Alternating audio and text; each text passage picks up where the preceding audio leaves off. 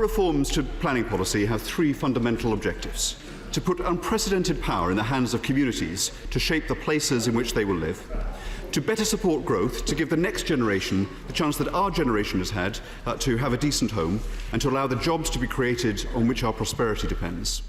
Our reforms to the planning system take on each of these challenges. They enshrine the local plan produced by local people as the keystone of the planning system.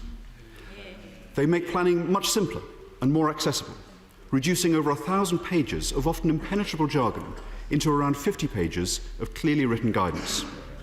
They establish a presumption in favour of sustainable development that means that development is not held up unless to approve it would be against our collective interest. The framework guarantees robust protections for our natural and historic environment and goes further by requiring net improvements to put right some of the neglect that has been visited upon us. It raises the bar on design standards so that we have the most exacting requirement for design that the English planning system has ever contained. It makes explicit that the presumption in favour of sustainable development works through and not against local plans. It makes clear that the relevant policies, such as those protecting the Greenbelt, triple SIs, national parks and other areas, cannot be overridden by the presumption. It recognises the intrinsic value and the beauty of the countryside, whether specially designated or not. It makes explicit what was always implicit, that councils' policies must encourage brownfield sites to be brought back into use. It underlines the importance of town centres while recognising that businesses in rural communities should be free to expand.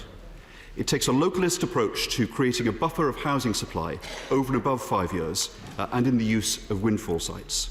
It allows councils to protect back gardens, those precious urban oases. And it ensures that playing fields continue to benefit from the same protection that they do currently.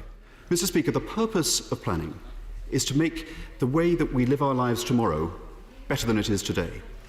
This national planning policy framework will help build the homes the next generation needs. It supports growth to allow employers to create the jobs our constituents need.